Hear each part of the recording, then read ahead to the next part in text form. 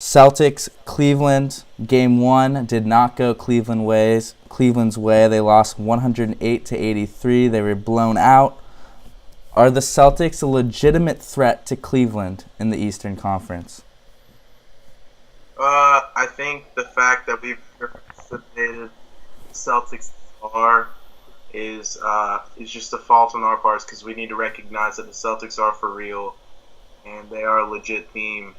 What we're seeing now is probably the emergence of the Spurs in the East in the new wave. So the fact that they're able to compete at a level that they are now without their two potentially best players in Kyrie and Gordon Hayward is just pretty astounding. But we're seeing that the defense is probably the staple of that team right now. Yeah, I mean, I think you have to take the Celtics as a legitimate threat. I don't really know what makes them so good. Obviously, you can always point to Brad Stevens and just say, well, it's Brad Stevens, and I think that's true. But this team also has a lot of talent. Yeah, they're without Kyrie Irving. Yeah, they're without Gordon Hayward. But they still have Al Horford. Jason Tatum is a high pick. Same with Jaylen Brown. Rozier was still a first-round pick. You still have the Marcus Morris. There's a lot of talent on this Celtics team, and they have a great coach. And it makes sense, and I think the Kyrie Irving loss isn't as big of a deal because of how well Terry Rozier is playing. In the playoffs, Terry Rozier is averaging 17.4 points per game, 5.5 rebounds, and 6 assists per game. So those are pretty impressive numbers for a guy who's only your, probably fourth best player on the team. So I think they have the talent and they have the coaching staff. They already won game one, so I think they definitely are a legitimate threat to beat LeBron James. Another worrisome thing if you're Cleveland is the LeBron that you saw on Sunday. He looked horrible, plus minus, and I think negative 32, 15 points, only took, I think, 16 shots. Is not the LeBron James that you're accustomed to seeing, the one that destroyed Toronto and the one that took over against the Pacers. So I think Boston has a legitimate shot. They won game one. It will be a different story when they go to Cleveland. Because the role players, it's a lot of young guys with Tatum, with Brown, with Rozier. Much easier to play at home. But how much more difficult is it going to be to play in Cleveland when LeBron and the crowd are really, really rolling?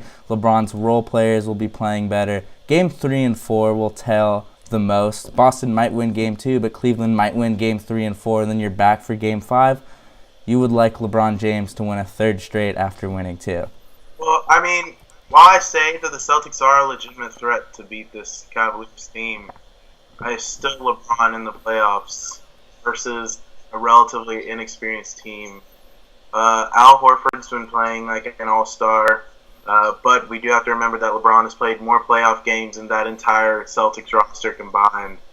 And so, while LeBron did look a little deflated right there, I mean, it's just going to be foolish to think that he's going to keep playing like that for the rest of the series. Kevin Love had a weak game, but I mean, he was still able to produce a little bit. I think that Tyronn Lue needs to really get Rodney Hood involved in that team. I think Rodney Hood is probably one of the X factors. Rodney Hood and Tristan Thompson are the X factors for this team right now because Rod Hood proved that in Utah he can play well out of the pick and roll and he can create his own shot. He's one of the few guys that they picked up that can create his own shot.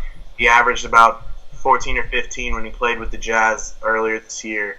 And then we're seeing that Tristan Thompson, the impact teammate, when he actually played those minutes versus Toronto. So I think, I swear to God, if I see Jordan Clarkson doing the 20 dribble possession that he did with the LA, where he just ends up passing up and then a completely open player for a dumbass pull-up jump shot only to brick off the back of the rim, I'm going to lose my mind. So I think Tyronn Lue needs to understand that Rodney Hood needs to be brought in to the offense, and Kevin Love needs to produce in order for the Cavaliers to win this series. Yeah, I also think another thing you have to point out and see is Boston shooting efficiency. Marcus Morris had 21 points on 12 shots. Horford 20 points on 10. Tatum 16 points on 11 shots. Jaylen Brown, 23 points on 16 shots, so they're shooting the ball really well. But then again, if they're not at home, if they're on the road, are those shooting numbers really going to be the same? Boston shot unbelievably well, and LeBron had arguably the worst game of his playoff career. That probably won't be the same thing going forward.